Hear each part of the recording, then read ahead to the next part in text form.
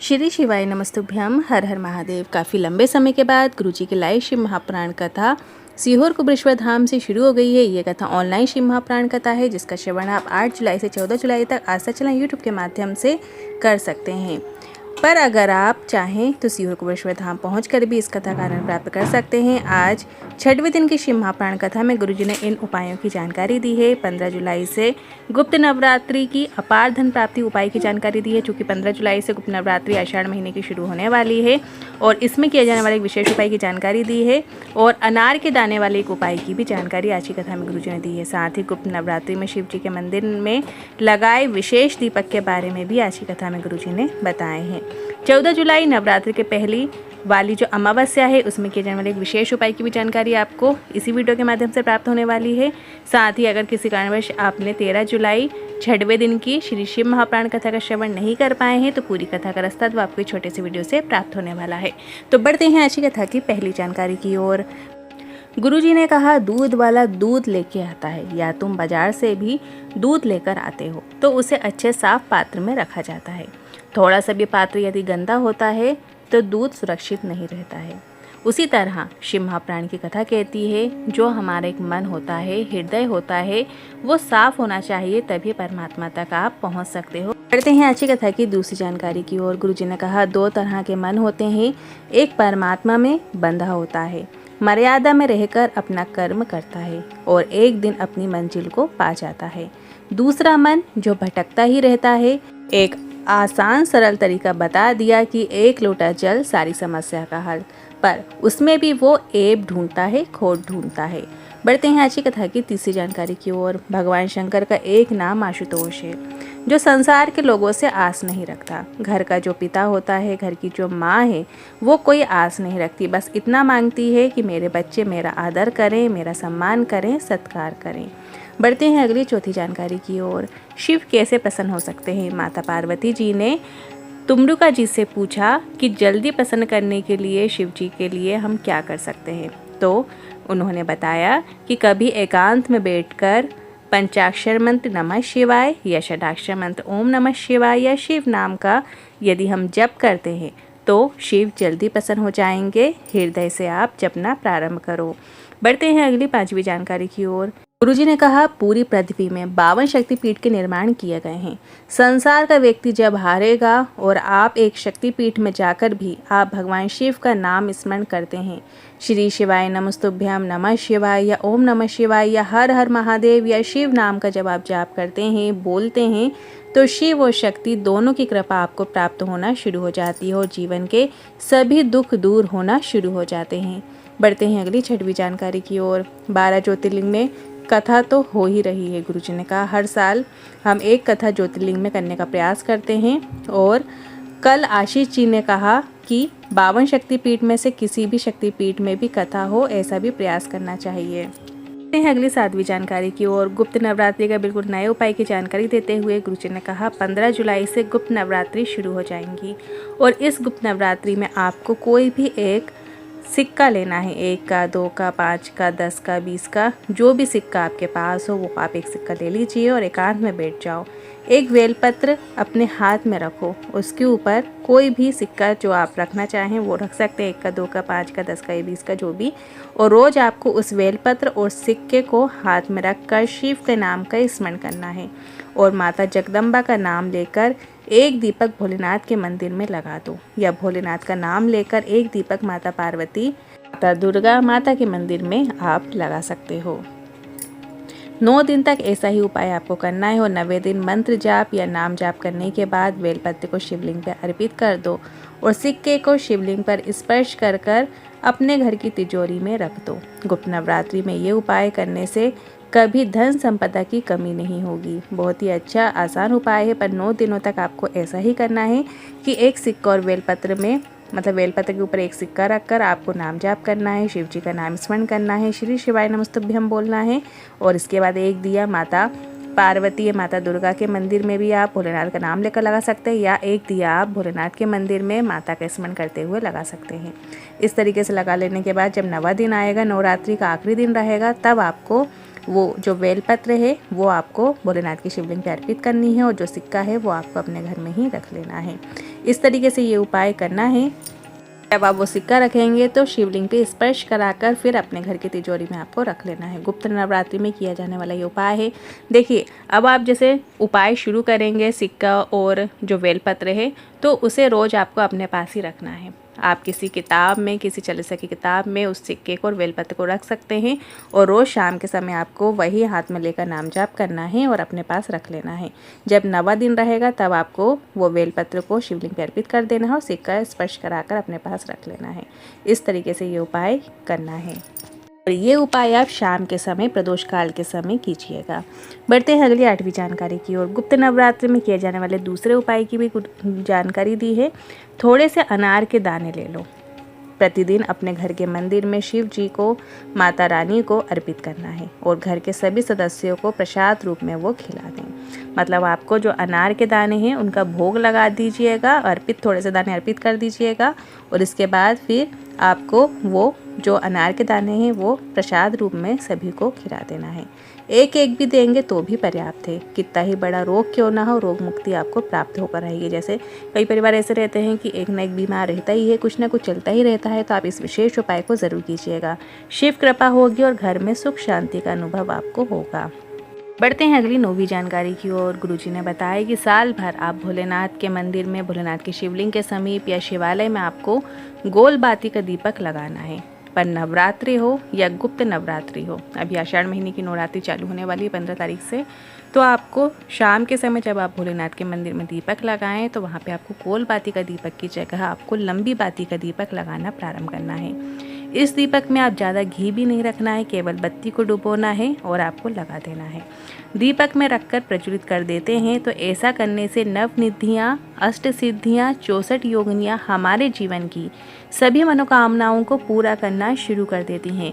तो नवरात्रि के, आषाढ़ महीने की नवरात्रि की गुप्त नवरात्रि में आप 9 दिन तक शाम के समय भोलेनाथ के मंदिर में लंबी बाती का दिया लगाना शुरू कर दें। आपकी जो भी कामनाएं होंगी वो पूरी होंगी, क्योंकि दीपक लगाने से गुरुजी ने बताए हैं अगर आप लंबी बाती का दिया भोलेनाथ के मंदिर में लगाएंगे तो नवनिधियाँ, अष्ट सिद्धियाँ, 64 योगिनियाँ हमारे जीवन की सभी मनोकामनाओं को पूरा करना शुरू कर देती हैं। तो ये विशेष उपाय आप 15 जुलाई से शुरू कर सकते हैं।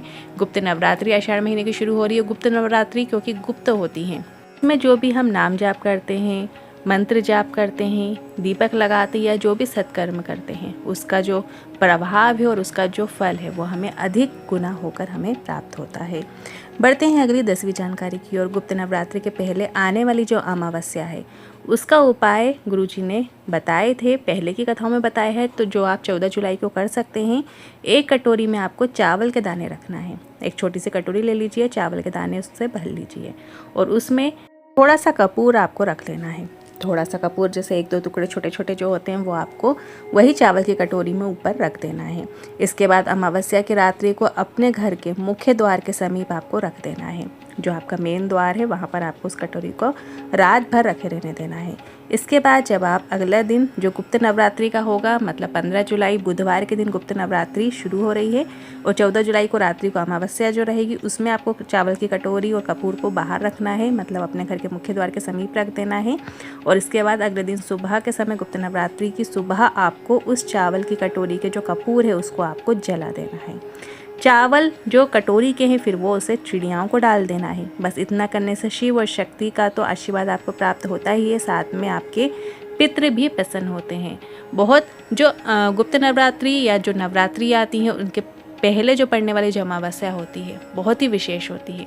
और जब हम इसमें कोई उपाय करते हैं, विशेषकर चावल और कपूर वाला उपाय है जो हमारे घर की नेगेटिविटी को दूर करता है, हमारे घर में जो रोग होते हैं उन्हें दूर करता है, तो ये उपाय आप सभी ज़रूर कीजिएगा। साथ ही गुप्त नवरात्रि में आपको आप हो सके तो जो पत्तियां होती, आम की पत्तियां होती हैं या फिर अशोक वृक्ष की जो पत्तियां होती हैं, उसकी बंदरबार अपने घर में ज़रूर लगाइएगा। आम के पत्ते की बंदरबार अपने जो मेन गेट है वहाँ पर आपको ज़रूर लगाना चाहिए। थोड़ा सा हल्दी कुमकुम उस पर लगा लीजिए, गंगा जल छिड़क लीजिए और फिर उसको आप बांध लीजिए। कहीं कहीं नीम के वृक्ष की भी पत्तियाँ इस दिन बांधी जाती हैं। बढ़ते हैं अगली 11वीं जानकारी की ओर। गुरुजी पंडित प्रदीप मिश्रा जी की जो आगामी शिव महापुराण कथाएं हैं उनकी जानकारी इस प्रकार है। 24 जुलाई से 28 जुलाई गुरु पूर्णिमा विशेष श्री शिव महापुराण कथा जो कि सीहोर मध्य प्रदेश से शुरू होगी। और ये 24 जुलाई से 28 जुलाई तक चलेगी। 5 दिन की कथा रहेगी और फिर 29 जुलाई को गुरु दीक्षा महोत्सव रखा गया है, जिसमें आप सभी शामिल हो सकते हैं और गुरु दीक्षा गुरुजी से ले सकते हैं। वहीं 17 अगस्त से 23 अगस्त तक भिलाई जयंती स्टेडियम में शिव महाप्राण कथा होने जा रही है। और सावन का मेला जो सीहोर में चलता है वो 30 जुलाई से शुरू हो जाएगा, जिसमें लोग कावड़ भर के सीहोर आते हैं और जल कुबेर भंडारी पे अर्पित करते हैं। ये 1 महीने तक चलता है। और 25 अगस्त को गुरुजी पंडित प्रदीप मिश्रा जी भोम प्रदोष के दिन, मतलब जिस दिन प्रदोष मंगलवार के दिन पड़ती है वो भोम प्रदोष कहलाती है, तो इस दिन सावन की कावड़ यात्रा करेंगे जो प्रत्येक वर्ष करते हैं, जिसमें आप भी सम्मिलित हो सकते हैं। अब बढ़ते हैं एक विशेष जानकारी की ओर। कहते हैं कि एक आग के फूल को यदि हम शिव जी पर चढ़ाते हैं तो सोने के दान के बराबर हमें फल प्राप्त होता है। जो आंकड़े का पुष्प होता है यदि हम उसे चढ़ाते हैं, यहाँ पे बताया गया है कि 1000 आंकड़े के फूलों की अपेक्षा 1 कनेर का फूल होता है। वहीं 1000 कनेर के फूलों को चढ़ाने की अपेक्षा यदि आप 1 बेलपत्र से मिल जाता है वही फल, और 1000 बेलपत्रों के बराबर 1 द्रोण या गूमा का फूल फलदायी होता है। 1000 गूमा के बराबर 1 चिचिड़ा का जो फूल होता है वो उसके बराबर होता है। 1000 चिचिड़ा के बराबर 1 कुश का फूल होता है और 1000 कुश के फूलों के बराबर 1 शमी का पत्ता होता है।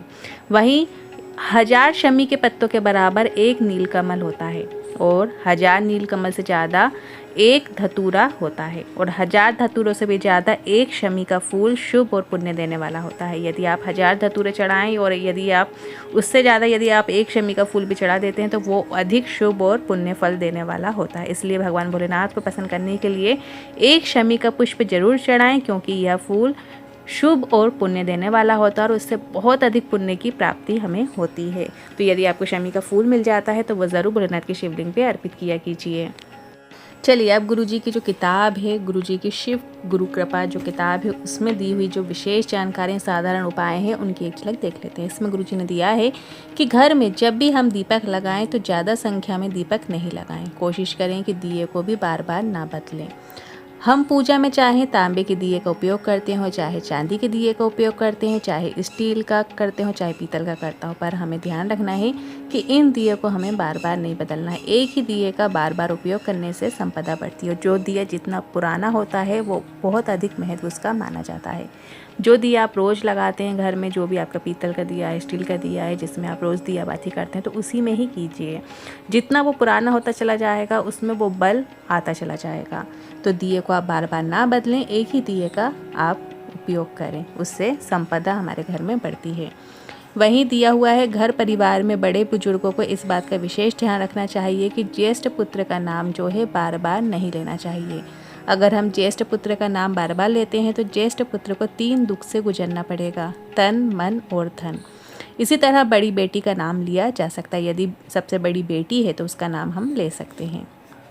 वहीं शास्त्र के अनुसार यदि छाता है, मांग का टीका है और चप्पल, ना तो किसी से मांगना चाहिए और ना ही किसी की प्रयोग करना चाहिए। छाता और चप्पल तो हमेशा किसी ज़रूरतमंद, किसी ब्राह्मण और किसी भी प्रभावित व्यक्ति को आप दान कर सकते हैं, मतलब लेके दान कर सकते हैं, पर आप किसी की जो चप्पल होती है, किसी का जो छाता होता है, उनसे मांगना नहीं चाहिए, उनका प्रयोग हमें नहीं करना चाहिए।